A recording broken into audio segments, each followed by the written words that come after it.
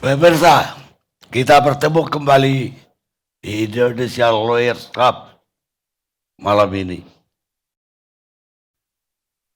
Gak ada topik minggu ini yang lebih hangat daripada terjadi hari ini, yaitu kembalinya purnawirawan TNI dan masyarakat sipil berkumpul mengulang kembali apa yang mereka lakukan pada akhir April atau 29 April yang lalu, yaitu deklarasi yang meminta agar DPR dan MPR segera memproses untuk memakzulkan Wakil Presiden Gibran.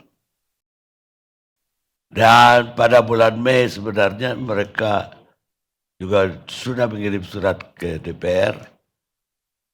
Namun sampai hari ini DPR-nya masih cuek. Karena itu para purnawirawan dan masyarakat sipil tadi wajar saja kalau sudah tidak sabar lagi. Dan pada hari ini mereka pun mengadakan semacam peringatan lah kenapa surat kami nggak ditanggapi. Karena itu pada malam ini kita tampil di ILC dengan judul Purnawirawan TNI kembali mendesak Gibran dimakzulkan. Tapi DPR cuek. Masih takut sama Jokowi? Itu pertanyaannya. Saya akan minta yang utama adalah dari purnawirawan. Kita malam ini dihadiri oleh Maijen TNI Purnawirawan Sunarko, mantan Danjen Kopassus. Silakan Jenderal. Apa yang dilakukan hari ini dan kenapa itu sampai perlu diulang lagi setelah deklarasi bulan April yang lalu? Assalamualaikum warahmatullahi wabarakatuh. Waalaikumsalam. Selamat malam Bang Karni, terima kasih undangannya. Dan saya mungkin sesuai dengan pertanyaan Pak Karni tadi, hari ini justru kami yang diundang oleh civil society. Oh, sipil yang undang. Yang undang, kami diundang pada satu tempat, kemudian ya kita diskusi omong-omong.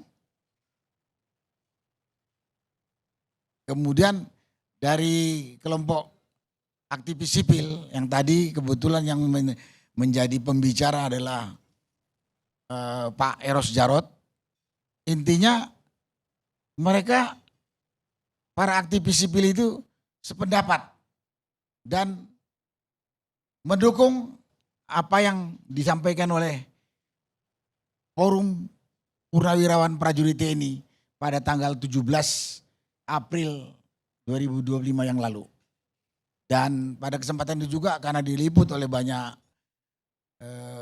YouTuber maupun wartawan, disampaikanlah hal-hal alasan kenapa mereka sepakat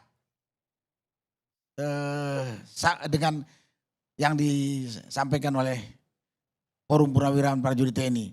Cuman memang ada anunya juga, ada nggak lengkapnya. Karena dalam deklarasi itu Forum Purnawirawan Prajurit TNI menyampaikan 8 poin. Rupanya yang menjadi topik justru poin ke-8. Yang menyarankan pemakzulan, yang menyarankan kepada Presiden untuk memakzulkan Gibran sebagai Wapres melalui MPR. Demikian yang bisa saya sampaikan kegiatan hari ini, Pak Karni. Apa sesungguhnya keberatan terhadap Wakil Presiden ini? Karena beliau itu sudah terpilih, artinya kalau dilihat setelah dia terpilih, apa yang menyebabkan kita harus memakzulkan dia? Terlepas dari waktu pemilihan, katakanlah bahwa dia itu sebetulnya dipaksakan atau tidak fair ketika MK memutuskan bahwa beliau lolos untuk jadi calon wakil presiden. Apa sebenarnya setelah dia menjabat yang menjadi keberatan dari Purnawirawan? Pak Karni, di samping yang tadi udah disampaikan Pak Karni, bahwa proses pencalonan sampai dengan pemilihan itu banyak masalah menurut penilaian kami. Dan kami punya tim yang menangani atau membidangin masalah hukum. Tapi paling tidak kalau Pak Karni tadi tanya apa yang terjadi, rasanya sudah nggak perlu dijelaskan lagi. Kompetensi atau intelektualitasnya Gibran ini sangat nggak memenuhi standar sebagai seorang pemimpin, apalagi pemimpin di tingkat sebagai wakil presiden. Itu kita bisa lihat dari mulai kampanye sampai dia menjabat sekarang. Contohnya saja, setelah jadi wakil presiden, kita lihat apa pekerjaannya dia lakukan. Saya ingat apa yang dikatakan oleh bekas wakil presiden atau mantan wakil presiden Pak Tri Sutrisno. Wakil presiden itu harus mengetahui semua apa yang dikerjakan oleh presiden. Karena kalau kemudian nanti presidennya berhalangan, dia langsung bisa menggantikan. Sekarang kita lihat yang namanya Gibran ini menghadiri acara pembukaan MTQ nasional ini salah satu aja, di Palangkaraya. Dia cuma datang mukul gong, begitu MC mengatakan minta sambutan, dia udah nyelorong keluar sana. Dan lain-lain banyak sekali yang saya katakan. Ya kalau saya katakan ini pelangak pelongo, nggak pantas jadi wakil presiden yang memimpin bangsa sebesar Indonesia yang hampir 300 juta penduduknya ini. Kami melihatnya dari situ. Mengkhawatirkan kalau presiden berhalangan, apa yang akan dilakukan? Apa yang akan dilakukan oleh orang? Dan ini akan dimanfaatkan oleh orang-orang tidak bertanggung jawab. Kita tahu ada orang-orang tertentu suka kalau punya pemimpin tolol. Dia akan mengambil manfaat untuk kepentingan dia atau kelompoknya. Dampaknya yang rusak adalah bangsa Indonesia ini. Itu tidak kita kendaki, sangat tidak kita kendaki. Kami ini purnawirawan yang mungkin sudah puluhan tahun lah hidup berorganisasi gitu. Kami lihat itu. Karena itu setelah kami lihat itu, intinya kami melihat kompetensinya udah enggak. Di samping yang tadi Pak Karni katakan, melanggar segala macam sampai ada istilahnya anak haram konstitusi. Tapi kami melihatnya kualitas manusianya. Dan ini berbahaya kalau presiden sampai berhalangan. Karena bisa-bisa dimanfaatkan oleh kelompok-kelompok tertentu. Kelompok tertentu itu bisa saja para pengkhianat yang ada di dalam negeri ini, mungkin juga orang asing. Mau jadi apa Republik Indonesia ini? Karena itu kami kemudian berdiskusi, ada nggak jalan atau celah untuk memajulkan ini secara konstitusional. Nah, kami punya tim hukum yang mengetahui itu ada. Karena itulah kami buat deklarasi yang 8 poin itu, poin ke-8 kemudian meminta memajulkan wakil presiden. Karena ini menyangkut masalah kelangsungan hidup negara, ya kelangsungan anak cucu kita ke depan gitu, Pak Karni. Mungkin singkat itu yang bisa saya sampaikan. Lebih kepada kompetensi ya dari seorang wakil presiden kita. Tapi undang-undang kan mensyaratkan ada 3 poin yang bisa dipakai untuk memakzulkan seorang presiden atau wakil presiden. Ya, kami tahu itu. Dan ini memang pekerjaannya tim hukum kami. Karena saya katakan, melihat kompetensi yang bisa membahayakan bangsa ini, kami berdiskusi. Ada nggak jalan atau cara untuk memajulkan wakil presiden ini sesuai dengan norma aturan yang berlaku. Ya tadi juga sudah dikatakan. Ya banyak lah. Apakah dia melakukan pengkhianatan. Tapi kalau masalah Gibran ini melihat dari sisi tindakan-tindakan tercela yang dia lakukan. Dan itu cukup lengkap, nggak usah nggak usah didiskusikan lagi. Roy Suryo udah mengatakan akun Pupu Papa itu 99,99% miliknya Gibran. Dari situ aja kita melihat moralitas, mentalitasnya nggak pantas. Apalagi terakhir kemarin katanya setelah dia menjabat pun dia punya akun pribadi masih terkonek dengan akun judul. Dan lain-lain banyak sekali. Saya nggak hafal. Tapi kami punya tim hukum yang udah mencatat itu semuanya. Makanya saya katakan tadi, melihat kompetensi yang meragukan dan mengkhawatirkan untuk bangsa ini, tim hukum kami mencari data, mempelajari masalah, ada jalan tidak? Ya tadi dikatakan, catatan-catatan masalah perbuatan tercela yang dia lakukan ini memang udah gak pantas. Ada istilah katanya, dia tuh lengkap cacatnya. Cacat moral, ya akun Pupu Papa itu. Cacat kompetensi, cacat administrasi dan hukum, dan lain-lain gitu. Nah itu jalan yang akan kita gunakan mengusulkan kepada Presiden atau kepada DPR untuk memajulkan Gibran. Demikian Mbak Karni. Apa yang akan kita lakukan kalau setelah ini DPR, MPR itu tetap mencuekkanlah, mengabaikan tuntutan para purnawirawan dan masyarakat sipil ini? Kalau surat kami ini warga negara Pak. DPR itu adalah representasi perwakilan kita. Jadi kalau DPR nggak menggubris, tunggu saja kita bertindak lebih keras. Dan saya mengatakan kalau DPR tidak merespon, DPR itu pengkhianat rakyat. Dia itu representasi wakilnya rakyat. Tidak mau dengarkan suara rakyat, nggak pengkhianat rakyat itu. Kalau kami bilang pengkhianat rakyat, nanti rakyat kan teriak lain jadi. Itu Pak Karni. Baik Jenderal, saya kepingin tanggapan nih. Tanggapan dari Sekjen Gibranku, Pangeran Mangkubumi. Assalamualaikum warahmatullahi wabarakatuh. Sebelumnya saya ingin mengucapkan matur suwun sangat Bang Karni. Terima kasih banyak, saya sangat bergembira karena Bang Karni sebagai Presiden ILC sudah memberikan kesempatan kepada saya sebagai generasi muda untuk duduk di forum terhormat ini. Tentunya ini menjadi sebuah pertanda bahwa memang anak muda sudah saatnya mendapatkan ruang dan tempat di Republik ini memberikan kontribusi serta sumbangsih nyata untuk kepentingan bangsa dan negara.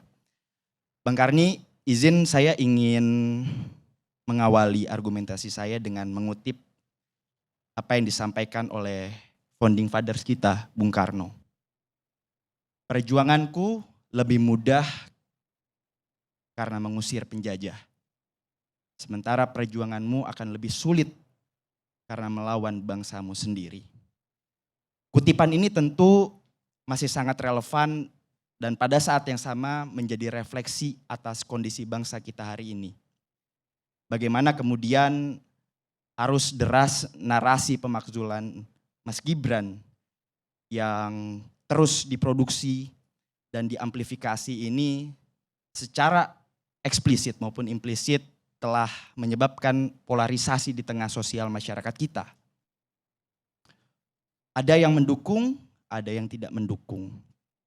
Tentu ini bisa membahayakan kalau kita bicara pada konteks keutuhan sebagai sebuah bangsa. Apakah memang ada praktik politik divide et impera, praktik politik pecah belah, praktik politik adu domba yang sedang dilakukan oleh mereka-mereka yang punya kepentingan untuk mengganggu pemerintahan Prabowo Gibran? Saya tidak ingin juga kemudian Kalau saya tadi mendengar apa yang disampaikan oleh Ayahanda Sunarko, bahwa kekhawatiran Pak Prabowo ini sebagai presiden ketika berhalangan hadir dan lain sebagainya, ini membuat kondisi bangsa seolah-olah akan hancur lebur gitu. Ini kan sebuah kesesatan narasi yang membuat kita sebagai sebuah bangsa merasa pesimistik. Harusnya kalau saya boleh menyarankan sebagai generasi muda, narasi-narasi yang harusnya dibangun, diskursus publik yang harusnya hadir di tengah-tengah kita semua adalah narasi dan diskursus publik yang konstruktif. Kalau tadi dikatakan bahwa Ayahanda Sunarko dan juga teman-temannya ini memiliki kemauan, keinginan untuk menjaga Presiden Prabowo, menjaga bangsa dan negara, pertanyaannya adalah, apakah karena saya duduk di tempat ini berseberangan dengan Ayahanda, kemudian saya tidak memiliki hak untuk menjaga Presiden Prabowo Subianto? Apakah nelayan yang ada di Aceh sana, nelayan yang ada di Papua sana tidak memiliki hak? Apakah hak itu hanya dimiliki oleh Ayahanda bersama teman-temannya? Itu satu. Yang kedua, kalau kita bicara aspek legal formal, jelas sudah selesai. Dari sejak pencalonan sampai dengan hari ini kita sudah mengakui bahwa pemerintahan Prabowo Gibran memiliki legitimasi yang kuat. Dengan 58% kemenangan, 96 juta lebih masyarakat Indonesia masuk ke bilik suara memilih pasangan Prabowo Gibran. Kalau dikatakan bahwa kami ini tidak mungkin mengkhianati negara karena kami lahir sebagai abdi negara, mewakafkan diri kami untuk menjaga keamanan dan pertahanan Republik ini. Apakah nasionalisme itu hanya dimiliki oleh Ayahanda dan teman-temannya? Bang Karni izin, kalau Bang Karni boleh black dada saya, kalau Bang Karni black ini merah putih Bang Karni. Jadi dapat saya pastikan bahwa nasionalisme saya, patriotisme saya bersama dengan teman-teman lain yang menolak usulan pemakzulan ini semua merah putih Bang Karni. Tidak ada dalam benak kami hasrat dan keinginan untuk melakukan pengkhianatan, pengerusakan terhadap bangsa yang sudah kita bangun bersama. Bang Karni, kalau kita lihat usulan ini sebenarnya tidak memiliki bukti-bukti yang kuat, fakta-fakta hukum yang bagus. Hanya sebatas usulan, dugaan, asumsi. Di dalam asas hukum kalau kita lihat ada asas yang disebut dengan in criminalibus probationes beden esse luce clariores. Bahwa dalam setiap perkara, khususnya pidana, kalau tadi singgung ini ada Mas Gibran ini ada dugaan terseret kasus korupsi dan lain sebagainya dan lain sebagainya. Justru kalau kita berangkat dan berkaca pada asas yang tadi sudah saya sebutkan, maka seharusnya bukti-bukti ini lebih terang dibandingkan cahaya Bang Karni. Sedangkan hari ini kita lihat bukti-bukti itu masih gelap gulita Bang Karni. Lantas kemudian Forum Jenderal Purnawirawan ini berupaya untuk mendesak DPR. Bahkan dalam konferensi persnya tadi siang ayahanda ini menyampaikan narasi-narasi tekanan kepada anggota DPR. Tentu ini tidak baik bagi pendidikan politik kami sebagai generasi muda. Bagaimana kemudian sebuah kebijakan bisa dipengaruhi oleh tekanan-tekanan ini. Selanjutnya juga kalau kita lihat dalam asas hukum yang lain, ada sebuah asas yang disebut dengan incumbit probandi. Actori incumbit onus probandi. Mereka-mereka yang mendalilkan, mereka-mereka yang menuduhkan, mereka-mereka yang memfitnah, anggap saja seperti itu, harusnya bisa membuktikan. Lantas pertanyaannya, kalau tidak ada bukti yang dapat disertakan, ditunjukkan, bagaimana? Dalam asas itu dilanjutkan, tidak selesai dengan actori incumbit onus probandi, tapi ada lanjutannya, yakni actore non probante. Kalau tidak dapat dibuktikan, kalau bukti-bukti itu tidak ada, maka yang terfitnah, yang tertuduh harusnya bisa dibebaskan.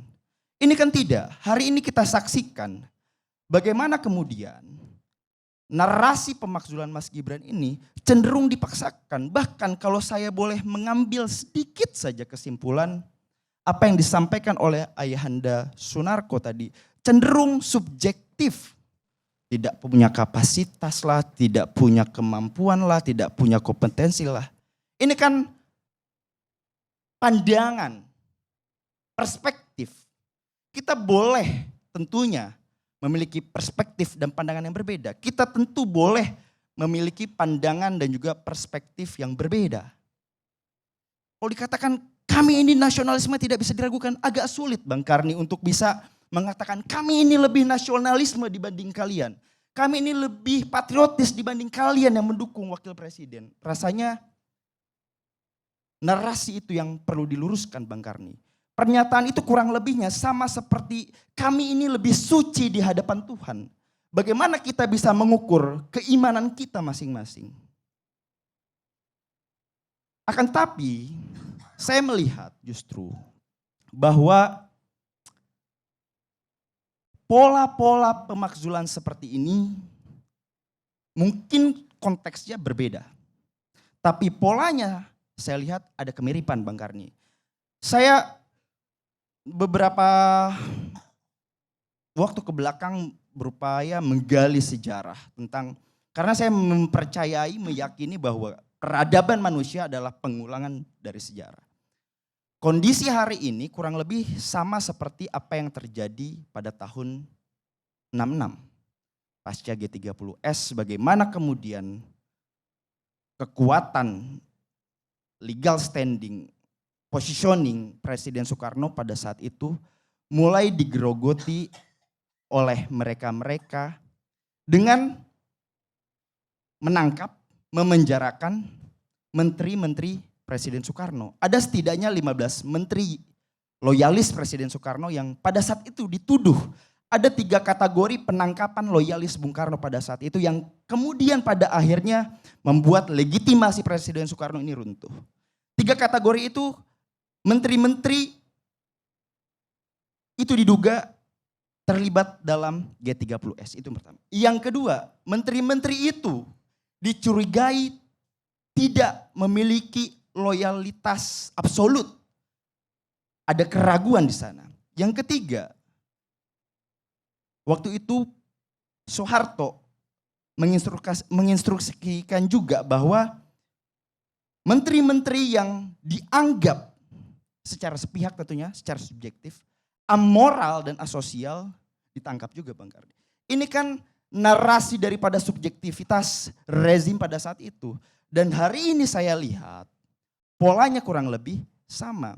Dianggap pemerintahan hari ini yang dikomandoi dan dinahkodai oleh Presiden Prabowo Subianto dan didampingi oleh Mas Gibran Rakabuming Raka, ini dianggap dapat membahayakan. Loyalitas Mas Gibran ini seolah-olah diragukan. Merah putihnya Mas Gibran ini seolah-olah diragukan. Ini kan sebuah polemik yang seharusnya bisa kita selesaikan Bang Karni.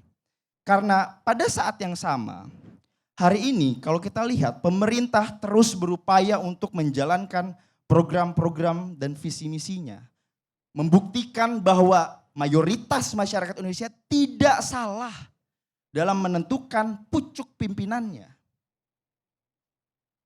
Kalau kemudian dikatakan bahwa ingin menjaga Presiden Prabowo Subianto, toh yang memilih Mas Gibran juga adalah Presiden Prabowo Subianto.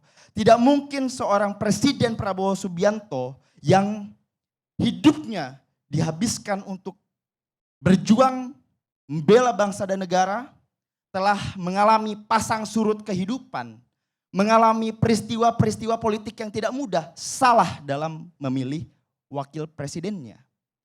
Ini kan sebuah anomali, narasi yang terus diangkat ke permukaan publik seolah-olah kita harus menjaga Presiden Prabowo Subianto. Toh pada saat yang sama Presiden Prabowo Subianto yang memilih Mas Gibran kok.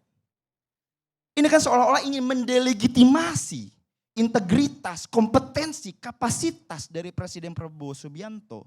Seolah-olah Presiden Prabowo Subianto salah dalam menentukan wakilnya. Ini kan menurut saya adalah sebuah kesesatan dan narasi-narasi yang tidak baik untuk dikonsumsi oleh publik. Kurang lebih. Baik.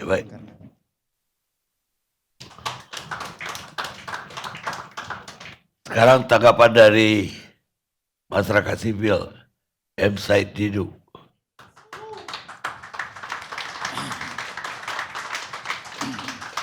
Assalamualaikum warahmatullahi wabarakatuh. Saya selalu menyatakan pemakzulan itu hal biasa. Kita sudah 4 kali melakukan pemakzulan kepada Presiden Republik Indonesia. Dan semua pemakzulan itu adalah mengoreksi kesalahan dan meluruskan kembali kehidupan berbangsa dan bernegara. Itu pemakzulan. Kalau rakyat sudah menganggap bahwa ini harus ada yang dikoreksi, harus ada yang diluruskan, itu normal-normal saja. Bung Karno dimaksulkan, Bung Karno itu proklamator loh.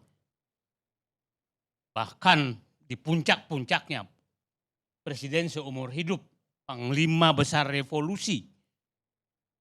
Tapi pada saat tadi disinggung 66, kalau itu tidak terjadi, kok disamakan seperti sekarang? Artinya Anda menyamakan sekarang Bung Karno yang sedang dekat PKI dengan presiden sekarang dong. Berbeda sekali. Tapi kalau Anda menganggap itu, siapa tahu memang itu peristiwanya kondisinya sama dengan 66. Yang menarik adalah kita ini biasanya oposisi itu terhadap pemerintahan yang berkuasa. Ini oposisi kok terhadap mantan presiden dan anaknya. Jadi memang ada anomali sekarang nih di Indonesia. Oposisi ini bukan oposisi terhadap Prabowo loh. Oposisi terhadap Jokowi dan anaknya Jokowi yang wakil presiden. Jadi nah itu yang sedang terjadi sekarang. Nah Pak Harto kita maksulkan loh Pak Harto. Saya saat itu sudah anggota MPR. Nah Pak Harto dimaksulkan karena dianggap juga belok. Ya kan dianggap belok, ada terjadi negara harus selamatkan maka Pak Harto juga dimaksulkan. Dan biasa saja, nggak ada apa namanya, nggak ada, ya biasa aja karena rakyat menganggap Pak Harto saatnya bangsa kita luruskan. Dan tapi Pak Harto punya patriotisme nasionalisme, oke deh aku yang mundur. Dan saya saat itu di gedung MPR, kalau Pak Harto tidak punya nasionalisme, maka dia tidak mundur itu nggak apa-apa. Masih sangat kuat, masih dikendalikan semua. Tapi karena dia menganggap bangsanya harus selamatkan, dia memilih mundur. Pak Habibie itu coba dia menyelesaikan persoalan bangsa yang sangat berat saat itu. Sampai bayangkan Pak Habibie harus mengambil keputusan yang sangat keras memecat Prabowo demi menyelamatkan bangsa dan negaranya. Dan antara Pak Prabowo dan Habibie biasa-biasa saja, nggak ada sesuatu. Jadi saya menganggap bahwa orang yang punya nasionalisme, patriotisme, pemakzulan itu biasa-biasa saja asal untuk menyelamatkan bangsa dan negara. Nah, saat itu Pak Habibie bayangkan ya adik-adik, anak-adik, saya menganggap adik-adik belum mengalami. Saya anggota MPR saat itu menangis saya. Bayangkan Pak Habibie masuk ruangan berdiri anggota DPR MPR yang oposisi itu meneriakkan hu. Tapi Pak Habibie hanya ketawa dan melambaikan tangan bengi. Itulah nasionalisme seorang pemimpin. Nah, terus Gus Dur, kurang apa Gus Dur? Dia tokoh pemersatu, dimaksulkan tuh. Dan Pak Gus Dur saat itu, saya dengar, kita dengar bahwa massa dari Jawa Timur siap datang ke Jakarta. Apa dikatakan Gus Dur? Jangan kau datang, aku yang mundur.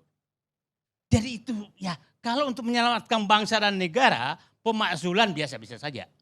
Oke, jadi jangan terlalu, ada yang terlalu pro dan kontra, yang biasa saja kita lalui.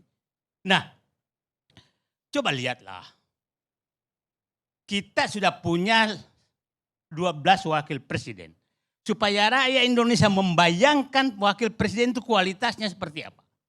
Saya tidak bisa menilai, tapi nanti Anda bayangkan sendiri. Satu, Muhammad Hatta. Kita tahu persis Muhammad Hatta itu betul-betul wakil presiden yang jago berpikir, sekolah sangat baik. Tapi dia tidak cocok dengan Bung Karno dan dia mundur tahun 1956. Sampai kita 967, 969 baru ada wakil presiden lagi. Jadi pernah kita tidak punya wakil presiden. Tapi karena dia negarawan mundur karena nggak cocok secara politik. Yang kedua, Hamengkubuwono IX. Kurang kualitas apa Hamengkubuwono IX? Dia betul tokoh pemersatu. Supaya anak-anak ini paham siapa sih yang pernah wakil presiden. Setelah itu ada Malik. Ada Malik tuh politikus dan betul-betul hal ahli diplomat internasional. Yang empat adalah Umar Wirahadikusuma. Yang kelima Sudarmono. Yang keenam Tri Sutrisno. 7 adalah Habibie. 8 Megawati Soekarno Putri. 9 Yusuf Kala 2 kali. Yang ke-10 Budiono. Yang ke-11 Ma'ruf Amin. Yang ke-12 adalah Gibran Raka Buming Raka. Cobalah dari 11 itu bandingkan kira-kira kualitasnya seperti apa. Saya tidak mendikte bapak-bapak dan ibu semua. Seperti apa kualitas wakil presiden tersebut. Supaya kita bisa membandingkan. Kalau saya nggak tahu siapa yang terbaik. Tapi saya pikir bandingkanlah. Kira-kira seperti apa karier mereka. Karya mereka terhadap bangsa. Pengalaman mereka. Dibanding dengan yang lainnya. Nah, tadi menyatakan mari kita menggunakan akal sehat kita semua. Sekarang terkait dengan ini Bang Karni tadi, bagaimana nasib kalau saya selalu menyatakan, kalau Bapak lihat sebelum saya santai-santai aja, karena saya begini Pak. Saya selalu di pikiran saya menyisakan ruang ketidakpercayaan kepada politisi. Saya tidak pernah namanya percaya kepada politisi 100%. Karena itulah memang politisi. Itulah kenapa saya nggak bisa jadi politisi. Karena saya tidak bisa membohongi diri sendiri dan berkelit. Nah, sekarang Bang Karni, saya menyatakan sekarang usulan jenderal ini itu bagaikan sekarang DPR sedang menari poco-poco. Bergerak ke kiri, bergerak ke kanan, maju ke depan, mundur ke belakang.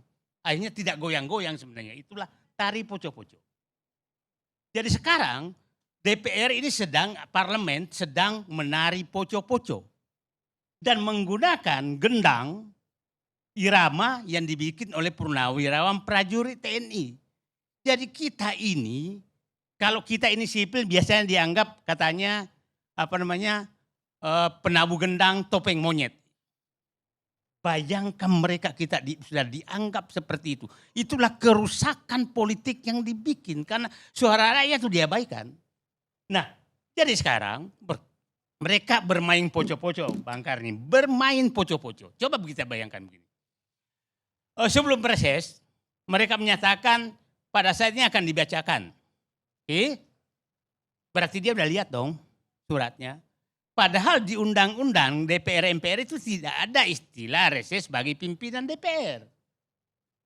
Yang reses itu adalah anggota DPR, tidak ada keputusan di sidang DPR. Tapi surat tetap jalan. Jadi pimpinan MPR itu ada, tidak ada tugas pimpinan DPR itu ke daerah, nggak ada. Nah, kita ini dianggap bodoh aja mereka semua. Terus pernyataan ketua DPR, Ibu Puan Maharani yang sering sekali beda arah dengan ketua umumnya, sering sekali beda arah dengan ketua umumnya, menyatakan kami belum lihat suratnya. Kita ini enggak sebodoh itu, wahai Ibu Puan, ketua DPR kami tidak bodoh-bodoh amat. Kita bodoh. Bagaimana udah 2 minggu, 3 minggu, Ibu belum lihat surat. Nah, jadi sekarang saya ingin menyatakan bahwa sebenarnya nanti Bu Ferry Hamsari, saya nggak biasa bicara bukan ahlinya. Saya menyatakan ini proses politik. Proses politik itu tidak bisa kita menyatakan dengan matematis. Jadi sebenarnya begini. Siapa sih sebenarnya yang bisa melakukan perbaikan bangsa ini dan siapa yang tidak ingin bangsa ini baik? Saya biasanya belak-belakan. Saya menyatakan begini. 98 itu hanya 4 orang loh yang berkumpul. Megawati, Sri Sultan Hamengkubuwono 10, kemudian Amin Rais, Gus Dur. Hanya 4 orang itu. Nah, adik-adik yang tidak membayangkan 98 dulu, saya anggota MPR, yang oposisi itu bersidang di sidang Hotel Mulia dengan mewah sekali. Yang mengeritik semua Habibie habis-habisan. Siapa yang di seberang sana? Saya sebutkan namanya, Sri Mulyani, Miranda Gultom, Mari Pangestu, dan lain-lain. Kami menghadapinya biasa saja. Jadi nggak usah terlalu, mereka bermewah di Hotel Bintang 5, itu biasa. Kami oposisi ini sekarang ditikar, Pak. Malah dipanggil-panggil. Mereka dulu oposisi itu mewah loh. Jadi nggak usah terlalu, saya bilang, politik itu seperlunya, persahabatan sepenuhnya. Itu yang harus ada dalam hati. Jadi jangan juga menganggap kami ini malah disuruh misalkan tua bangka, sakit hati, tidak dapat jabatan, enggak juga, kami udah biasa melalui itu. Anda belum tentu melalui, kita udah melalui. Nah, saya masuk sekarang. Jadi sebenarnya proses pemakzulan ini itu sebenarnya hanya menurut saya Bang Karni ditentukan oleh 3 orang. 1, Ibu Megawati Soekarno Putri yang memang konsisten untuk mempertahankan konstitusi. Jadi kalau ada anak haram lahir, maka wajar dia bertahan dong. Yang kedua, Prabowo sendiri yang apakah betul tadi menyatakan salah pilih atau tidak salah pilih, ya kan? Siapa tahu dia menyadari, oke, aku salah pilih. Atau memang menyatakan aku enggak, itu saya menyatakan tuh jangan langsung dipotong bahwa pro kontra, menentukan apakah pemakzulan ini maju atau tidak maju. Yang ketiga, SBY. Karena SBY saya berharap bahwa di dalam hatinya Sumpah Prajurit dan Sabta Marga masih ada. Saya berharap. Nah, sekarang yang abu-abu siapa? Abu-abu menurut saya adalah PKS, itu masih abu-abu, PKB abu-abu. Tapi kira-kira yang menolak, tapi ketua umumnya belum tentu anggotanya, kita pastikan Bahlil Lahadalia pasti menolak. Karena dia memang pemuja Raja Jawa. Oke, pemuja Raja Jawa, dan ini yang mau dimaksulkan adalah anaknya Raja Jawa. Nah, jadi kita jangan berharap Bahlil. Tapi anggotanya belum tentu. Yang kita juga sulit mengharap adalah Ketua Umum PAN. Siapa? Zulkifli Hasan. Yang kita juga sulit berharap adalah Ketua Umum Nasdem. Karena lompat kiri kanan juga. Nah sekarang kira-kira itu. Tapi yang paling berkepentingan tidak boleh ada pemakzulan adalah oligarki. Percaya saya. Karena memang oligarki tidak menginginkan ada seorang presiden yang punya kemampuan yang sangat tinggi. Dan dia berharap ban serep ini segera bisa menjadi ban sebenarnya. Nah, jadi itulah peta yang sedang terjadi. Jadi mungkin Pak Ferry Amsari bisa menjelaskan secara ini, tapi saya katakan kalau terjadi mudah-mudahan tergugah hati untuk menyelamatkan bangsa dan negara kepada 3 orang, Megawati, SBY dan Prabowo, itu jalan. Tapi kalau memang dia tidak mau jalan dan rakyat melihat bahwa bangsa ini diselamatkan, bukan berarti itu berhenti. Karena rakyat melakukan itu. Kita lihatlah begini, supaya adik, 98 itu Pak Harto sudah nanya apakah betul rakyat masih suka saya. Datanglah Harmoko, kampanye di kampung saya sana, di Polmas, masih Sulsel dulu. Pulang dia kampanye, sudah Polmas, lapor Pak Harto, Pak 90% Bapak menginginkan Bapak jadi presiden lagi. Oh majulah dia. Itu baru berapa bulan Pak Harmoko juga menyatakan Bapak mundur. Itu Harmoko juga yang melakukan itu. Jadi yang membujuk Pak Harto maju adalah Pak Harmoko juga. Tapi yang meminta, jadi bayangkan saat itu saya masih di dalam, tahu Dinanjar Kartasasmita dengan 11 menteri yang loyalis Pak Harto nyatakan mengundurkan diri. Kaget kita, loh kok loyalis Pak Harto kayak begini, yang dibesarkan Pak Harto. Dibesarkan Pak Harto, puluhan tahun dibesarkan mereka. Menyatakan kami mundur. 2 hari kemudian, kompresi pers lalu, Ketua DPR, Ketua MPR, Harmoko, menyatakan Bapak Presiden rakyat sudah menginginkan Bapak mundur. Artinya peristiwa politik itu bisa terjadi begitu saja. Jadi maksud saya begini, biarkanlah proses ini, anggap saja bahwa ada pihak yang ingin menyelamatkan negerinya menurut pandangan mereka, ada pihak menyatakan negara tidak ada masalah, itu normal saja. Normal saja, yang penting semua pakai caranya masing-masing, nanti rakyat melihat. Yang perlu kita ini kan sekarang, rakyat itu di bawah itu tidak bodoh-bodoh juga, biarkan saja. Cuma pemimpin juga jangan nganggap rakyat ini bodoh. Jangan nganggap para pensiunan jenderal ini tukang gendang penari poco-poco. Jangan nganggap kita ini yang ingin negeri ini kembali dinormalkan adalah penari gendang topeng monyet. Karena itu yang kami terima. Nah, tapi saya berharap mari kita politik seperlunya, komunikasi sepenuhnya. Jangan ada ya biasa saja, berdialog saja. Nah, itulah saya pikir Bang Karni. Jadi saya menyatakan DPR, coba lihatlah.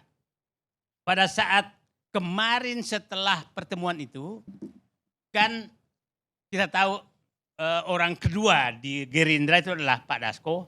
Orang kedua di PDIP adalah Puan Maharani. Ketemulah di Teguh Umar. Ya kan? Nah, ternyata setelah itu dua-duanya keluar bergendang poco-poco. Nah, itulah kira-kira, jadi malam ini saya hanya berharap lihatlah, satu, pemakzulan biasa saja untuk menyelamatkan negeri. Orang yang dimakzulkan juga harus paham bahwa memang demi negeri, maka aku rela dimakzulkan. Bung Karno rela dimakzulkan. Pak Harto rela dimakzulkan. Pak Habibie rela dimakzulkan. Pak Habibie itu dimakzulkan loh, karena saya pelaku sejarahnya.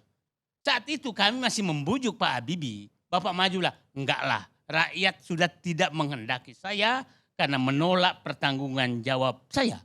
Jadi rela dimakzulkan. Gus Dur rela dimaksulkan, menahan masanya jangan ke Jawa Timur, jangan ke Jakarta dan keluar dada-dada pakai celana pendek. Nah, itulah negarawan.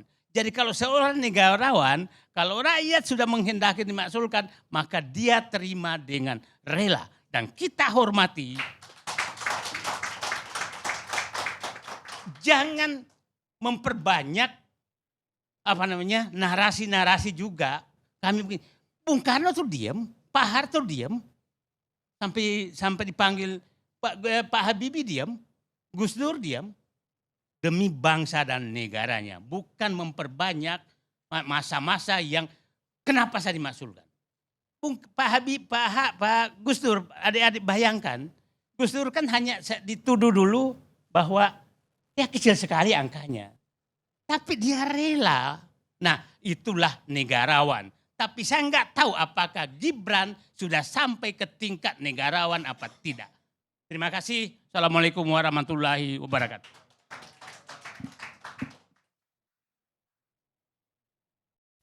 Pemirsa, adalah benar hanya dengan integritas Anda tidak cukup syarat untuk jadi pemimpin. Tapi tanpa integritas, Anda tidak akan pernah jadi pemimpin. Zig Ziglar, penulis Amerika. Kita reaksi ya.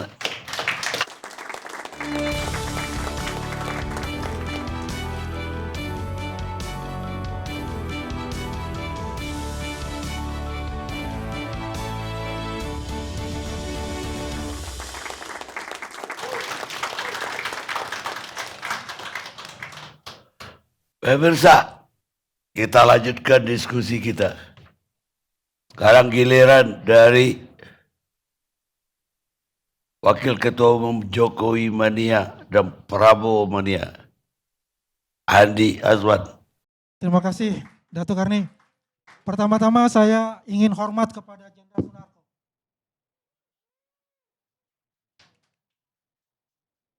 Izin Pak Jenderal, kita agak berbeda untuk kita berdiskusi malam ini.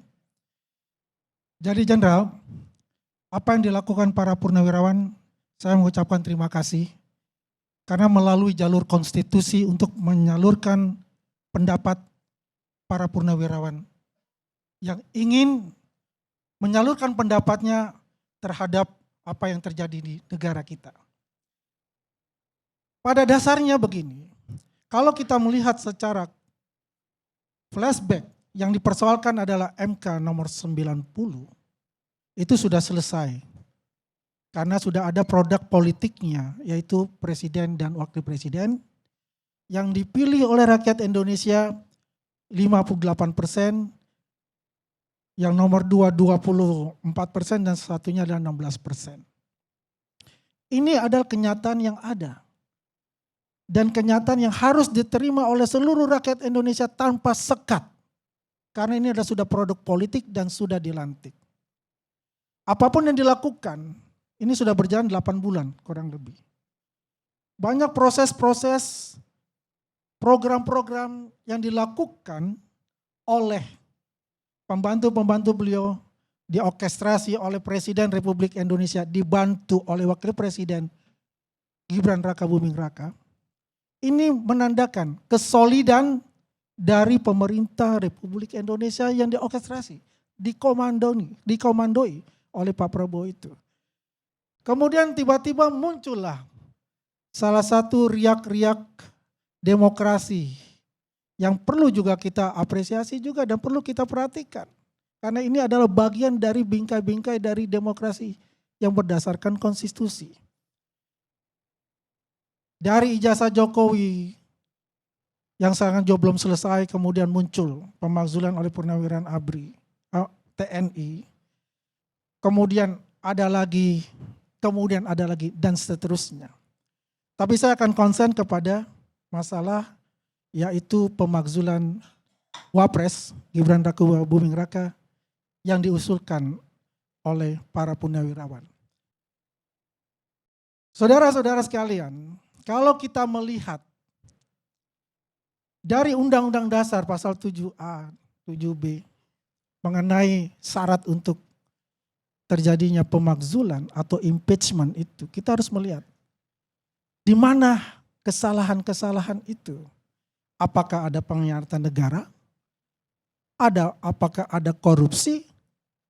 Ya, ataukah berhalangan tetap? Kalau konteksnya dia tidak pantas karena tidak mempunyai pengalaman untuk dipilih atau jadi produk dibilang anak haram dan sebagainya. Ini sudah terjadi secara proses politik. Kita tidak menilai seseorang itu dalam jangka waktu, katakanlah 6 bulan atau 7 bulan, bahwa dia akan menggantikan presiden. Kita tidak bisa melihat future itu, karena itu adalah di tangan Allah. Yang menentukan itu Allah Subhanahu wa Ta'ala gitu. Yang kita perhatikan adalah bagaimana kerja-kerja presiden, wakil presiden dan pembantu-pembantu beliau itu dalam mewujudkan asta cita yang telah ditetapkan dan janji-janji yang diberikan kepada rakyat Indonesia. MBG, makan bergizi gratis, sekolah rakyat, dan ini sekarang berjalan. Mengenai posisi dari Wapres yang dikatakan adalah tidak bekerja, saya rasa itu salah besar. Kenapa saya bilang? Seorang Wapres sebagai wakil, dia akan bekerja ketika dia diperintahkan oleh presiden untuk menggantikan tugas-tugas beliau ketika beliau ke luar negeri. Sesuai dengan kapasitas beliau. Artinya apa? Artinya beliau tidak akan melampaui batas dari tupoksi yang diberikan oleh undang-undang maupun diberikan oleh Presiden Republik Indonesia. Ketika dia melampaui batas itu ya jelas nanti akan terjadi sesuatu. Banyak sekali. Bisa negatif, bisa positif. Karena take inisiatif itu. Ya.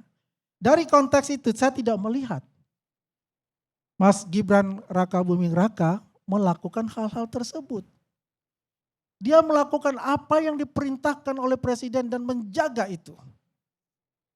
Dan presiden pun juga membagi dengan semua menko-menkonya sesuai dengan job dan tupoksinya. Kembali ke konteks tadi, di mana urgensinya? Di mana kesalahan-kesalahannya? Jadi saya mengingat seorang anak muda di New York City, Zoran Kwani Mamdani. Umur 33 tahun, seorang imigran, ya.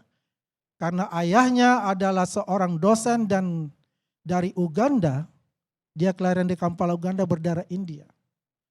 Berhasil maju, dicintai oleh masyarakat New York. Karena kenapa? Pertama, dia anak muda mempunyai visi yang luas. Visi yang ke depan, visioner.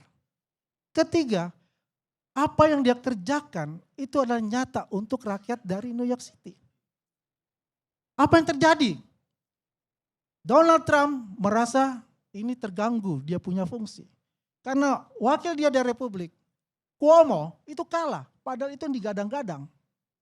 Kembali ke konteks kita Indonesia. Apa yang terjadi? Memang mungkin jauh Gibran dengan Zoran Kwani Mamdani.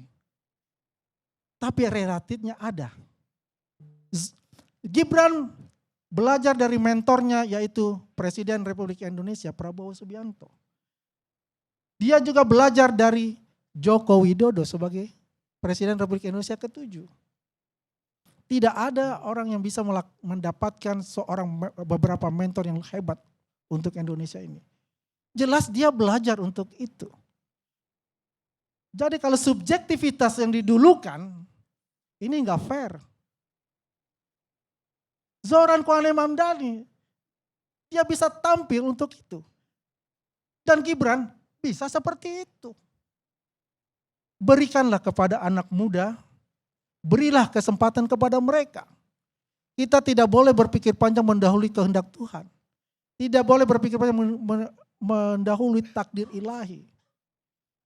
Tapi kita siapkan, kita bareng sama-sama membangun pemuda-pemuda Indonesia ke depan. Ya kan? Saya lihat bagaimana terjadi ini. Dengan penuh respek kepada ayahanda semua. Bimbinglah kita. Jadilah panutan buat kita. Berikanlah kesempatan kepada anak-anak muda ini untuk memimpin negara. Bung Karno juga pernah mengatakan, berikanlah saya 10 pemuda, maka saya guncangkan dunia. Ini tandanya apa? Bonus demografi mulai 2026 ini adalah isinya anak-anak muda semua. Yang mempunyai pikiran progresif dan mempunyai jejak teknologi yang tinggi untuk itu. Saya ini termasuk kolonial. Kalau mereka Gen Z dan milenial dia paham dengan yang namanya teknologi, AI dan sebagainya. Yang justru kita ini adalah bagaimana mengarahkan mereka bisa menjadi aset untuk negara ini bersaing dengan negara-negara luar. Kan itu. Kalau kita konteks kembali lagi kepada yang namanya di DPR, menurut pasal 7 Undang-Undang Dasar 45 masalah pemakzulan itu adalah 2/3 dari 3/4 anggota DPR yang hadir di sana memutuskan diterima atau tidak. 470 adalah Kim Plus, 110 itu adalah PDIP. Semuanya itu memang diorkestrasi namanya ketua. Saya setuju dengan Abang Dasaid Didu. Elit yang menentukan.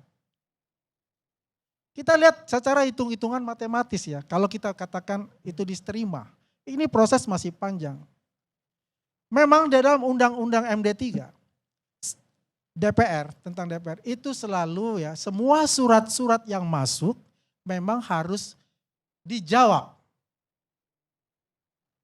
Semua masuk ke sekwan dan itu juga harus dijawab. Nanti kan juga diberikan kepada fraksi-fraksi.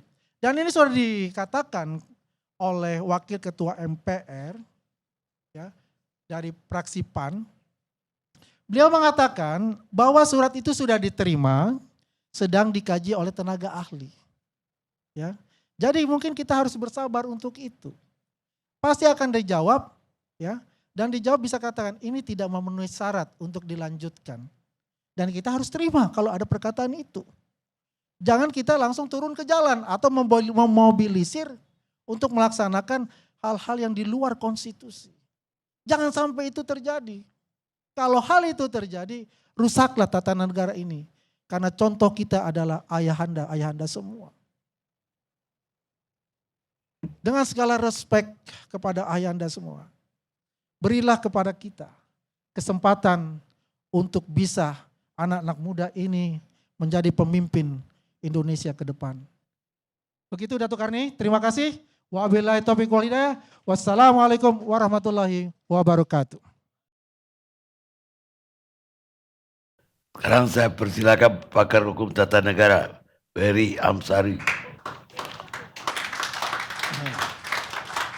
Terima kasih Pak Datuk. Assalamualaikum warahmatullahi wabarakatuh.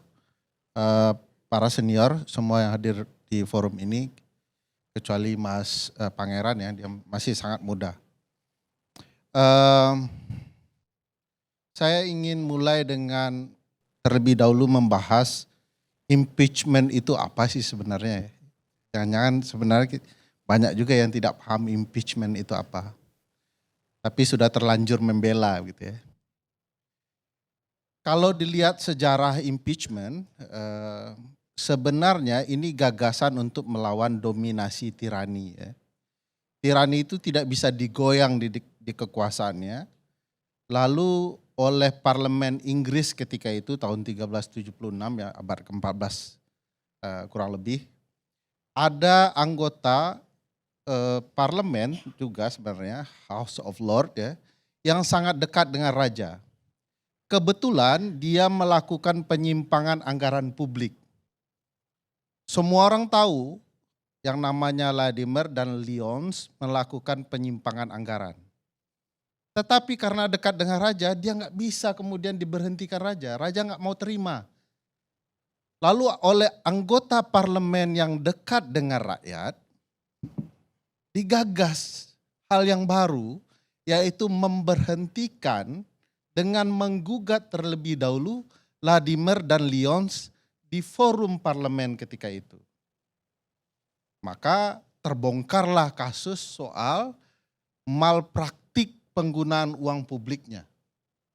Gagasan ini yang kemudian diubah sedikit di Amerika, bahwa tidak hanya orang-orang dekat dengan raja, tapi figur utama dan kedua pun di dalam sistem presidensial dapat di-impeach. Bedanya Indonesia dengan Amerika, di Amerika itu semua pejabat publik bisa di-impeach. Presiden, wakil presiden, ya, hakim, jaksa, semua bisa di-impeach. Prosesnya juga punya perbedaan masing-masing dengan kita. Catatan kami pengkaji hukum tata negara, 94% negara-negara yang memiliki presiden pasti ada pasal-pasal impeach-nya. Impeach bukan pemakzulan. Kata bahasa Inggris untuk pemakzulan adalah remove from the office, itu dimakzulkan. Impeach adalah menggugat. Dalam konteks keindonesiaan, impeach itu terjadi ketika DPR sepakat menyatakan, menggunakan hak menyatakan pendapat untuk di-impeach presiden dan atau wakil presiden di forum privilegiatum, forum khusus untuk dua orang ini, nomor 1 dan nomor 2 di Mahkamah Konstitusi. Itu forum impeach-nya, forum menggugat. Kenapa digugat? Karena ada dugaan sakwasangka dan lain-lain. Baik itu yang diungkapkan Uceng itu menarik ya. Kalau di pasal 7A, 7B, kelompoknya hanya 2. Ini jangan salah paham dengan penjelasan Uceng ya. Yang di awal tayangan kita tadi, Uceng mengatakan ada 3 kelompok. Kalau di pasal 7A dan 7B Undang-Undang Dasar 1945 disebut dengan 2 kelompok. Satu kelompok melanggar hukum, melawan hukum, ya, korupsi, suap, ya, perbuatan tercela, tindak pidana berat lainnya dan pengkhianatan terhadap negara. 5. Tetapi ada kata dan, ini kelompok kedua, dan tidak lagi memenuhi syarat menjadi presiden dan atau wakil presiden. Jadi ada 2 kelompok kalau di 7A. Pendapat Zainal Arifin Mokhtar tadi itu pendapat keilmuan, keahlian. Karena menurut pendekatan keilmuan, Brown yang mengatakan ya, ada 2. Kenapa seorang presiden dan wakil presiden di-impeach, yaitu high crime, kejahatan pidana besar, yang di kelompok 1 yang dijelaskan Uceng. Kedua, pemakzulan. Nah, Indonesia punya kelompok ketiga, yaitu tidak terpenuhi lagi syarat menjadi presiden dan wakil presiden. Jadi itu perlu saya jernihkan. Nanti kok ahli berbeda-beda menjelaskannya. Tapi itu pendapat keahlian. Jadi forum inilah untuk kemudian membuktikan. Jadi ini wasangka saja dulu Pak. Kita ragu nih, Fufu Fafa ini akun Mas Gibran betulan atau tidak? Jadi jangan disangkakan ini hanya tujuan untuk memakzulkan, tapi ingin membuktikan kebenaran. Itu forum impeachment.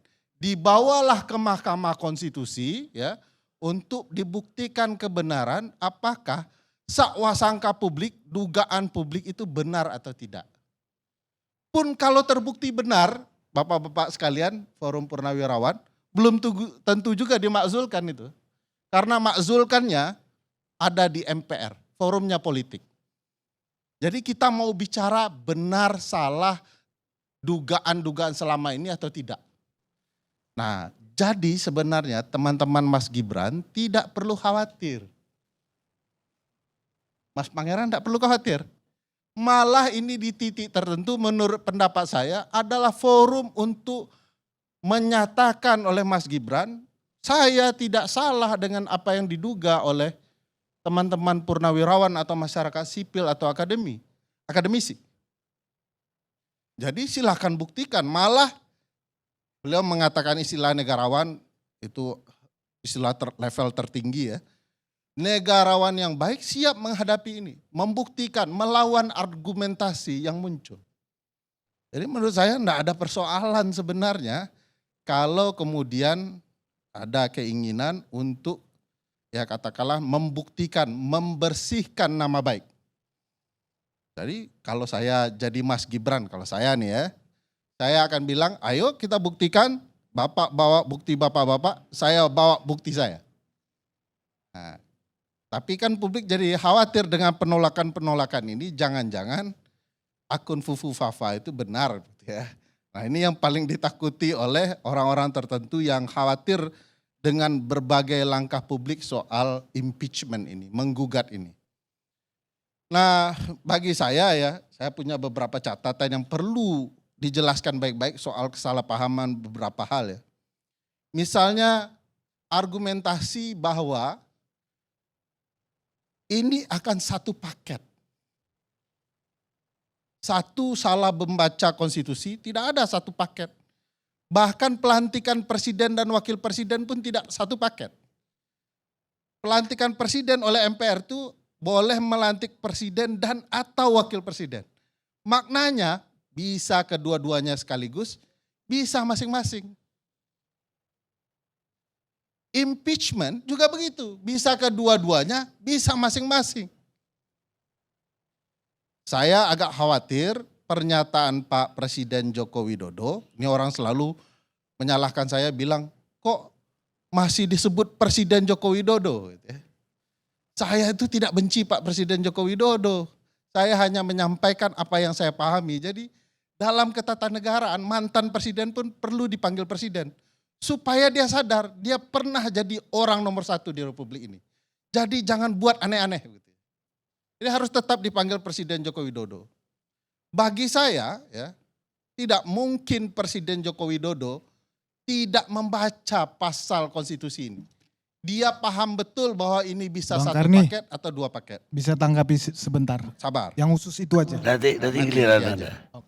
Saya mau lanjut. Satu paket apa sendiri-sendiri atau kedua-duanya. Saya yakin bisa paham. Kecuali ada makna di balik pernyataan presiden itu. Kalau Anda mengimpeach anak saya, rahasia Anda untuk juga bisa diimpeach, saya akan lakukan. Jangan-jangan memang ada semacam politik saling sandera. Karena bagaimanapun, bagi saya tidak mungkin Presiden Jokowi tidak memahami bahwa tidak mungkin dan tidak harus satu paket. Jadi tadi juga saya dengar juga Bu Irma yang mengatakan satu paket itu salah secara konstitusi, tidak harus satu paket.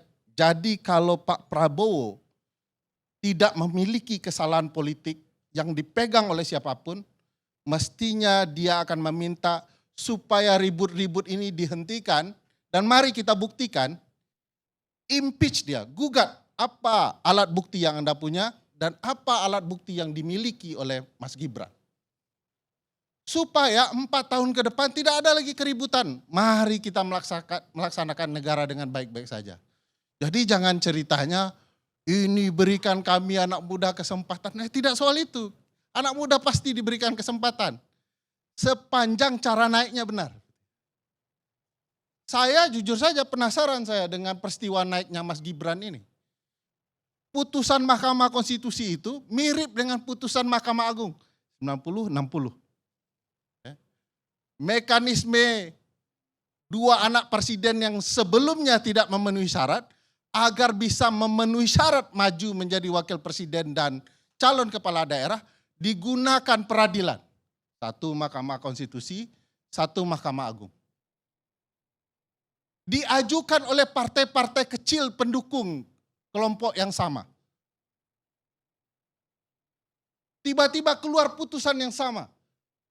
Yang awalnya tidak punya hak, tidak punya kesempatan, direkayasa di dalam putusan MK jadi memenuhi hak.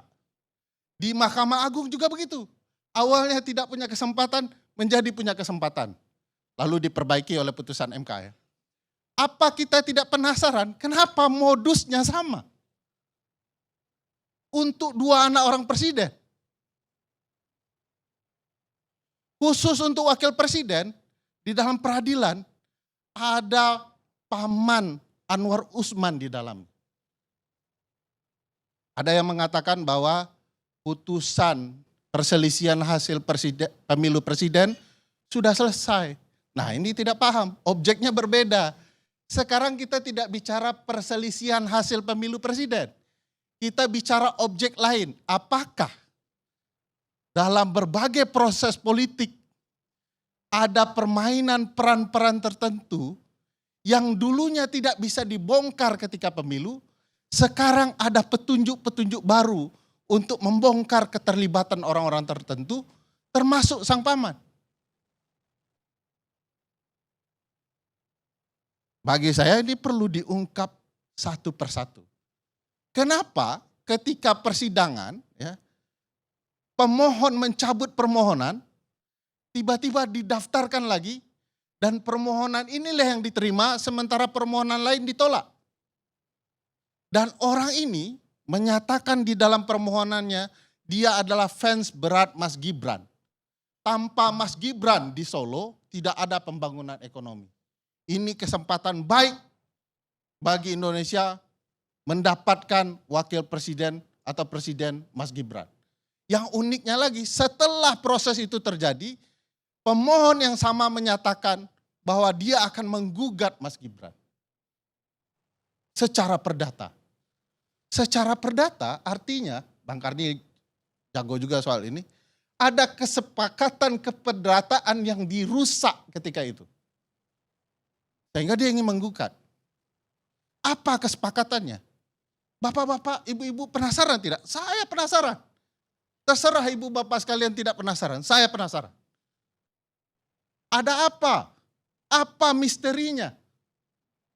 Tiba-tiba berbagai kejadian ajaib terjadi menjelang pemilu.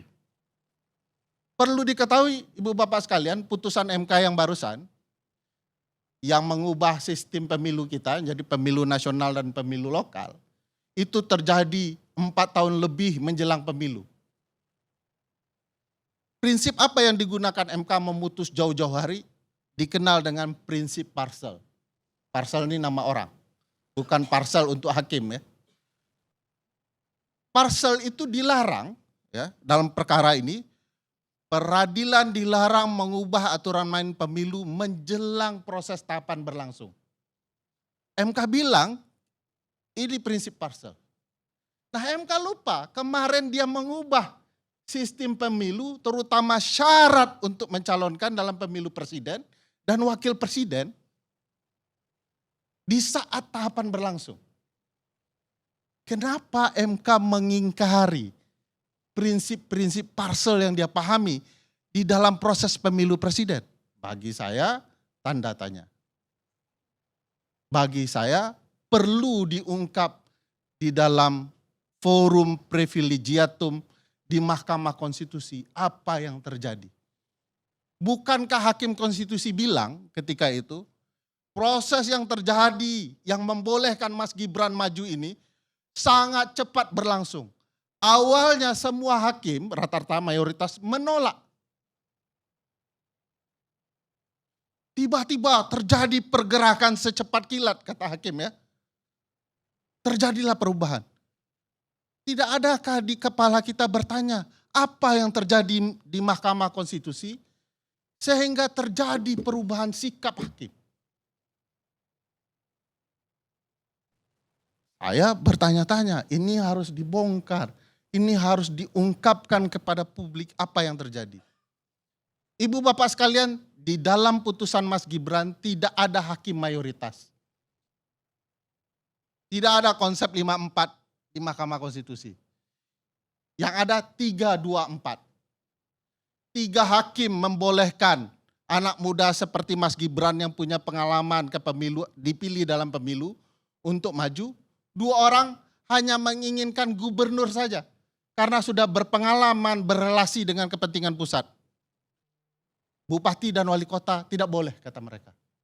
3 boleh bupati, 2 tidak boleh bupati, 4 sama sekali tidak boleh. Putusan MK. Tapi kok yang dibacakan menjadi 5-4. Yang mengakibatkan Mas Gibran boleh. tertulis di dalam putusan itu, putusan 90 sampai hari ini konsep pembagian suaranya 3-2-4. Kalau saya ingin mengatakan ya, dusta apalagi yang engkau lakukan, inilah sebenarnya fakta-fakta yang bisa kita lihat satu persatu ada banyak kejanggalan. Nah hari ini impeachment itu baik untuk Mas Gibran, baik untuk publik, baik bagi kita semua untuk mengetahui apa yang sesungguhnya terjadi. Soal nanti Mas Gibran dimakzulkan, soal tidak itu urusan MPR. Tapi saya mau tahu sebagai publik, orang yang mendalami politik ketatanegaraan, orang yang belajar hukum tata negara, orang yang belajar tafsir konstitusi, orang yang belajar hukum acara Mahkamah Konstitusi, saya betul-betul merasa janggal ini. Kenapa tidak mau diungkap? Kenapa berputar-putar dan bertele-tele? Apa yang terjadi di DPR bagi saya sandiwara saja. Ini sedang terjadi tegangan tinggi saja. Ada yang tidak menginginkan agar keanehan-keanehan itu terungkap. Ada kelompok purnawirawan yang ingin mengungkapkannya. Saya mau kasih catatan untuk teman-teman bapak-bapak purnawirawan juga ya. Karena catatan itu makin lama makin ringkas rupanya. Jumlah purnawirawan juga makin berkurang. Ini mohon maaf Pak. Waktu yang menghadap ke presiden, rame juga itu. Makin ke DPR makin kurang. Itu untuk menjelaskan politik tegangan tingginya. Nah, Pak Sunarko ketawa. Kurang lebih mengiyakan memang adalah politik tegangan tinggi itu. Apalagi di DPR. Politik tegangan tingginya besar sekali. Oleh karena itu kalau saya ingin menyarankan, dulu kalau Bapak Ibu ingat, nih sebagian senior-senior ya, di dalam kasus Bill Clinton, itu ada jaksa yang ditunjuk, namanya Kenneth Starr. Oh dulu namanya populer sekali dalam studi kajian kami. Kenneth Starr ini yang menyusun pasal-pasal yang terlanggar, apa saja bukti bahwa seseorang presiden dan atau wakil presiden melanggar, waktu itu Bill Clinton ya, artikelnya soal melanggar sumpah atau berdusta di hadapan publik, dijelaskan satu persatu dengan bukti-buktinya. Kalau dilihat secara baik-baik apa yang saya dan Bib Fitri lalu Uceng jabarkan di dalam film Dirty Food, itu sudah jelas ada buktinya Pak. Ada perubahan ajaib yang terjadi selama proses di persidangan di Mahkamah Konstitusi. Karena bapak-bapak ini kan bukan orang kemarin sore di dalam politik, di dalam ruang-ruang hidup bernegara. Saya tidak yakin bapak-bapak ini tidak bisa dapat sesuatu bukti. Tadi diurai soal pernyataan Mas Roy Suryo. Saya ini kan tidak orang dunia IT ya. Tapi saya punya nalar hukum, ya, Bang Karni dan lain, kami dilatih baca sesuatu, lihat peristiwa, kira-kira bukti, ada nalar hukum kita menangkap rangkaian. Dalam peristiwa akun Fufu Fafa itu banyak sekali rangkaian. Yang patut diduga pemilik akun Fufu Fafa adalah Mas Gibran Raka Buming Raka. Konsep teknologi dunia maya bagi saya bisa menjelaskan ini. Kalau dirangkai dengan penjelasan hukum, saya yakin DPR bisa mengerti ada sesuatu yang perlu diungkap dari akun Fufu Fafa itu. Walaupun tweetnya sudah banyak dihapus ya. Jadi bagi saya perlu orang khusus yang akan menjabarkan semacam gugatan ya, impeach, untuk menjelaskan telah terjadi pelanggaran hukum atau tidak lagi terpenuhi syarat menjadi wakil presiden.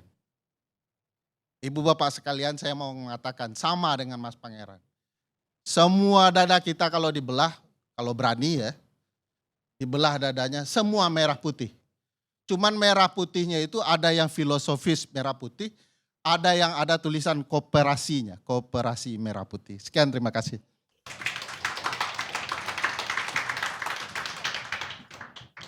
Baik, sebagai penutup, saya minta dari Freddy Alex Damanik, Wakil Ketua Umum Relawan Projo. Ya, terima kasih Bang Karni. Saya udah very pasti merah putih juga. Saya juga nggak mau kalah sama Adinda saya ini. Ada tulisan kooperasinya atau yang merah putih aja? Kayaknya mentang-mentang bos saya koperasi ini. Jadi Pak Jenderal Sunarko, saya juga seorang anak prajurit Pak. Jadi nggak mau kalah sama Adinda ini. Sudahlah, nasionalisme, patriotisme kita yang di ruangan ini semuanya di Republik ini saya yakin tegak lurus lah. Ya, mempunyai patriotisme yang sama terhadap Republik ini. Bang Karni, per hari ini, bahkan per kemarin itu, Gibran itu sudah beberapa kali menjadi pelaksana tugas presiden. Karena Pak Prabowo ini sering sekali keluar negeri. Kalau nggak salah yang kedua ini ada 17 hari ini. Bukan yang kedua, yang sekarang ini. Kemarin, iya ke Arab Saudi dan BRICS dan seterusnya. Jadi yang sebelumnya juga 15 hari lebih, sebelumnya juga. Dan ya kita sama-sama tahu, sama-sama rasakan tidak ada masalah di Republik ini. Ya, ketika Gibran menjadi pelaksana tugas presiden. Yang mohon izin tadi Pak Jenderal mengatakan Wapres yang pelangap-longo itu, yang kemarin itu, ya per hari ini dia memimpin sah pelaksana tugas presiden dan Republik ini baik-baik saja. Ya, jadi dengan segala hormat Pak, Wapres Gibran ini ya sudah, ya saya ulangi lagi, ya kedaulatan rakyat ada pada dia. Ya, konstitusi sudah mensahkan dia. Ya, mohon izin Bang Said Didu juga tadi dikatakan di wakil presiden ini Gibran yang ke-12. Ada juga istilah yang mengatakan bahwa setiap masa ada pemimpinnya, setiap pemimpin ada masa. Dan saya percaya pada saatnya nanti apakah saya, anak saya akan mensetarakan semua wapres-wapres itu. Karena memang mereka itu pemimpin kita, pemimpin Republik ini, yang pernah memimpin Republik ini. Sekarang karena kita sedang dalam posisi yang katakan sedang kontra di dalam politik, sah-sah saja juga, tidak ada masalah dengan statement yang seperti itu. Biasa saja juga. Ya. Kemudian tadi juga disinggung pemakzulan sudah beberapa kali, iya, sepakat, setuju. Tetapi ya kita bicara pemakzulan atau pemberhentian ya tentang isu pemakzulan baru kali ini di dalam era pemilihan langsung. Jadi tidak bisa apple to apple. Ya. Salah itu Bang. Di era Presiden SBY sudah pernah, di masa Pak Budiono sudah pernah ada upaya juga. Sudah pernah mengajukan seperti ini? Sudah berproses bahkan. Bahkan ada rencana hak menyatakan pendapat, ada hak angket dan segala macam. Pada zaman Pak SBY? Ya ada upaya. Senturi dimulai mengulir ke arah itu. Oh itu hak, bukan pemakzulan, ini kan jelas. Nih, abang gak ngerti bahwa sebelum pemakzulan itu ada bisa dari interpelasi, Itu kan bisa hak angket, bisa ujungnya hak menyatakan pendapat Bang. iya, saya sepakat untuk itu. Tetapi ini langsung lompat nih. Pemakzulan pasal 7A langsung Nggak ini. mungkin bisa lompat, Bang. Ya bukan yang Nggak ada yang lompat. bukan yang sedang kita diskusikan Nggak, hari ini. Enggak, Bang. Enggak Loh. lompat. Apa yang diupayakan teman Purnawirawan itu bisa berujung ke 3 hak itu juga. Bisa langsung ke hak menyatakan pendapat, bisa hak angket, bisa interpelasi, Bang. Per Baca hari, deh baik-baik. Baca deh baik-baik. tidak, per hari ini Hah? yang kita bicarakan, saya 3 kali di sini. Ya, Makanya saya bilang Abang Isu salah. ini. Karena ini kan baru aspirasi publik. iya. Di DPR-nya belum langsung, Bang. Iya, saya itu tidak bantah. Yang saya mau katakan Jadi adalah proses, Bang, yang perlu Abang catat, proses menuju impeach itu biasa saja. iya biasa saja. Dan itu juga terjadi di presiden. Iya itu biasa saja. Yang saya mau katakan adalah ya pemakzulan pasal 7A ini ya baru ini terjadi di era Tidak, Bang. Tidak. itu. Prosesnya sudah berlangsung. Bahkan sekarang kan belum terjadi apa-apa juga ini. Kalau baru dikatakan memenuhi, mendekati pasal 7A 7B, kalau ada 25 orang anggota DPR dari minimal 2 fraksi. Iya, saya mengeluarkan- bilang kita membahas isu pemakzulan ini ya itu berbeda dengan yang kemarin-kemarin itu interpelasi senturi. Justru saya mau kaitkan ke situ. Justru itu lebih maju dari peda ini. Ini tadi ya udah Ferry mengatakan oke, hak menggugat. Silahkan digugat, silahkan selidiki. Masa kita menggugat Wapres dengan pernyataan Roy Suryo? Come on. Apa salahnya? Yes. Semua kan di konstitusi kan Apa salahnya itu? Abang sendiri kalaupun menggugat boleh juga. Emang Abang siapa? Roy Suryo siapa? Kita ini sama-sama warga negara, Bang. Saya Bukan- tidak, Bukan Ferry Amsarinya, bukan Abang, tetapi Untuk kebenaran apa merendahkan yang orang diberikan. karena berbeda. Saya katakan Rusuri itu kasta bawah. bukan. Yang saya mau katakan, tadi sebetulnya udah diulas. Yang saya mau katakan, tidak bisa kita hanya dengan omongan saja. Ya, omongan saja. Oh bisa, Bang. Omongan Roy Suryo. Abang perlu kasih catatan sejarah ya. Impeachment itu bermula dari omong-omong, Bang. Omongan, tetapi tadi udah Ferry menjelaskan. Ada buktinya. Loh, iya dong. Ini sama dengan kejadian ketika anggota KPU menyewa private jet untuk kepentingan pemilu kemana-mana biaya mahal. Dilaporkan itu sebagai penyimpangan anggaran pemilu oleh orang-orang ke KPK. KPK bilang, mana alat buktinya? Loh yang menjadi aparat negara, aparat hukum itu KPK. Anda buktikan, ini informasi dari kami rakyat. Begitu juga ini informasi dari rakyat. Yang namanya Purnawirawan, tugas DPR dan MK membuktikan. Jangan terbalik, disuruh pula bapak-bapak ini membuktikan gitu ya. Semua ada mekanismenya. Tidak bisa hanya dasar omongan, termasuk di KPK, di polisi, di DPR, semua ada. Di penyelidikan harus ada permulaan yang cukup, di KPK juga seperti itu. Ya, gitu loh. Iya dong, nggak bisa dong hanya fufu fafa begini. Silahkan bawa dulu buktinya, sampaikan, percayakan, yakinkan publik, ya, yakinkan publik, baru itu menjadi layak, gitu loh. Come on, kita kasih pembelajaran dong kepada publik. Masa hanya karena Roy Suryo ngomong 99,9% fufu fafa itu, kemudian itu menjadi dasar di DPR untuk meneruskan usulan ini. Hanya itu. Gitu loh. Nah, yang berikutnya yang saya mau komentari Bang Karni. Ya, itu dari kalau kita berdebat nanti alasan ya secara konstitusi, sudah pastilah Bang Karni. Ini nggak ada ketemunya.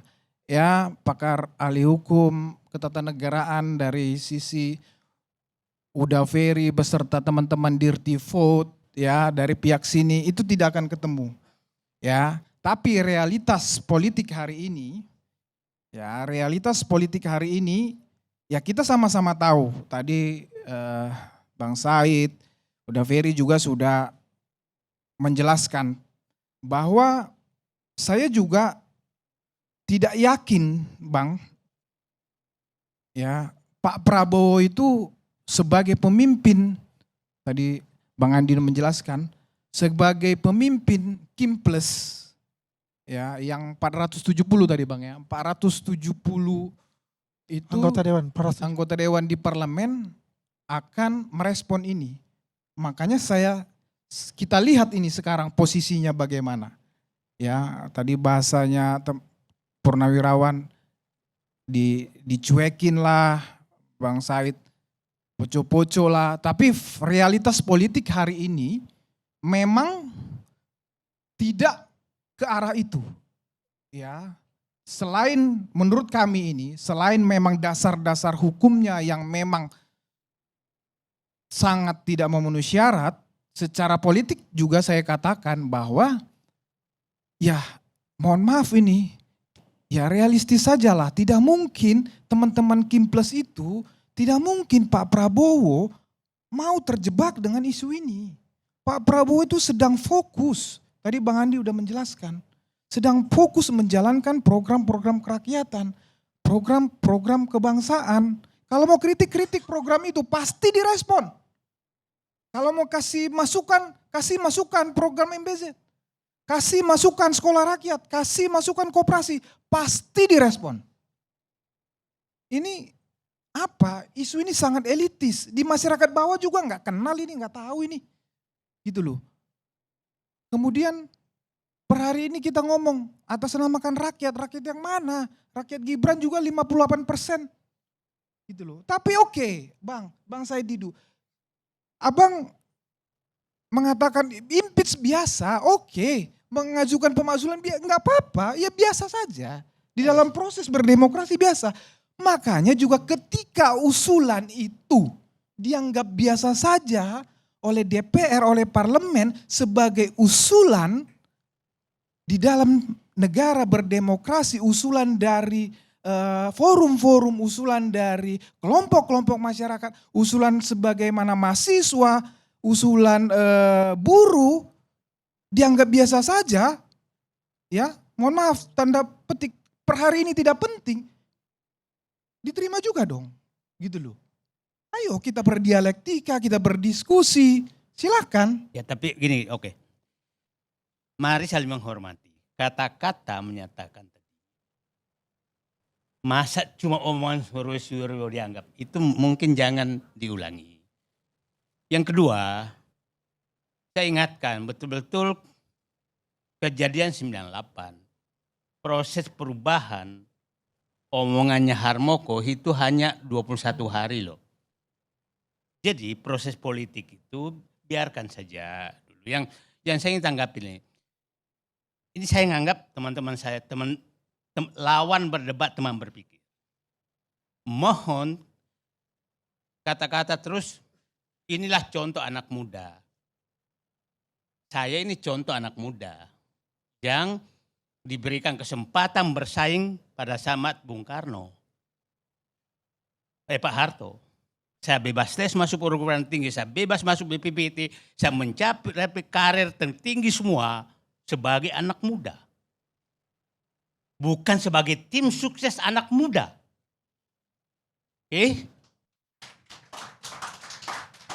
Saya eselon 1 39 tahun, itu anak muda.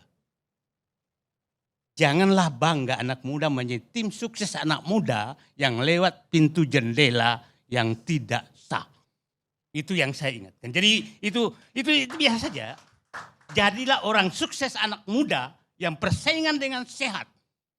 Dengan intelektualitas, dengan moralitas, dengan persaingan sehat. Itulah anak muda. Jadi jangan menjadikan kesuksesan Gibran seakan-akan kesuksesan anak muda. Itu kesuksesan nepotisme yang sangat nyata. Itu salah. Itu saya ingatkan supaya jangan kita bikin dosa jariah seakan-akan ini kesuksesan anak muda. No. Boleh saya lanjutkan Bang? Kesuksesan orang muda yang lewat jalur nepotisme. Itu clear. Boleh saya lanjutkan? Bang Said, kenapa saya ngomong Rosuryo? Karena secara garis besar cuma 2 terus argumen yang diajukan di dalam isu ini Bang. Fufu-fafa dan putusan MK. Dan fufu-fafa ya omongan Roy Suryo. So itu kan. Kemudian putusan MK saya tadi mau menanggapi. Konteksnya Pak Jokowi di situ adalah karena memang alasannya putusan MK yang disampaikan. Maka Pak Jokowi mengatakan itu satu paket. Konteksnya adalah karena putusan MK itu adalah putusan untuk mengajukan capres dan cawapres. Ketika itu dipermasalahkan, berarti ini satu kesatuan, konteksnya di situ. Itu Pak Jokowi. Kita sama-sama paham, Pak Jokowi juga paham. Dan atau jadi masing-masing bisa. Kalau presidennya atau wakil presidennya sendiri-sendiri melakukan pelanggaran konstitusi, itu kita sepakat. Tetapi konteksnya putusan MK adalah itu syarat untuk mengajukan capres dan cawapres. Dan per hari ini ya itu Undang-Undang Dasar yang mengatakan final and binding. Ya, selesai di situ. Terlepas tadi yang disampaikan udah very panjang lebar, ya itu kan pendapat. Kalau mau dibuktikan silakan dibuktikan. Ya, itu pendapat, siapa saja sah berpendapat. Ya, tetapi per hari ini itu bunyi di konstitusi, putusan MK itu selesai. Gitu. Jadi kalau mau, ya mohon izin Pak, kalau mau mempertanyakan atau tidak puas misalnya dengan Gibran, ya sudah, kita sabar saja. Ya. Pertama tadi proses di parlemen, kalau kita percaya ya sama mekanisme seperti kata Bang Said tadi, ya kita berdiskusi, berdialektika seperti kita ini, ya sudah kita tunggu saja. Saya sudah menyatakan analisa pendapat saya tidak percaya itu berproses. Karena memang secara realitas politik, Kim Plus berkuasa. Pak Prabowo sebagai pemimpin yang sangat konsen terhadap persatuan dan kesatuan tidak akan merespon isu ini. Karena kalau ini direspon, ini sangat bahaya dengan stabilitas politik kita. Bisa menjadi instabilitas, akan gaduh. Kalau gaduh, konsentrasi pemerintah, konsentrasi kita semua akan ke situ sehingga pemerintah tidak bisa menjalankan program-program kerakyatan dan program-program kebangsaan itu, asta cita. Nah, jadi ya satu-satunya jalan menurut saya ya sudah kita sabar saja, kita tunggu saja. Kalau memang tidak suka sama Gibran, ya nanti kita kampanye, ya tidak usah pilih Gibran. Kalaupun nanti dia calon lagi, ini gagal segala macam. Jadi kita harus juga memberikan, ya kalau saya ada ya pertama kita harus menghormati konstitusi, kemudian hasil pemilu yang sah, kemudian menjaga stabilitas politik, kemudian menolak upaya-upaya yang menciptakan presiden buruk bagi demokrasi kita. Apa itu presiden buruk? Yang saya bilang tadi, kalau hanya berdasarkan bukti yang gak jelas, bahasa saya omon-omon, ya besok-besok itu akan terulang gitu loh. Besok-besok akan terulang bagi proses demokrasi kita ini. Besok-besok ada presiden yang gak kita suka, ada yang kita dalam posisi yang kalah di dalam proses politik. Ya, besok-besok kita ciptakan omong-omongan, beberapa orang kumpul-kumpul, kita melakukan hal yang sama. Mau sampai kapan? Begitu, lihat tuh. Udah banyak contoh. Sekarang itu contoh di Thailand. Terus begitu. Apa itu yang mau kita mau? Gitu. Demikian Bang Karni. Terima kasih. Ya, saya kira Bang cukup. Pemirsa, sebenarnya ada pihak yang juga penting harus hadir, yaitu DPR. Tapi kami sudah mencoba mengundang beberapa anggota DPR dari berbagai partai. Sampai saat ini nggak ada yang hadir di sini. Lagi poco-poco, Bang. Jadi benarlah apa yang dikatakan oleh P.G. O'Rourke, seorang penulis Amerika yang mengatakan bahwa orang politik itu pakarnya diam. Mereka diam hari ini. Kita ketemu LC akan datang.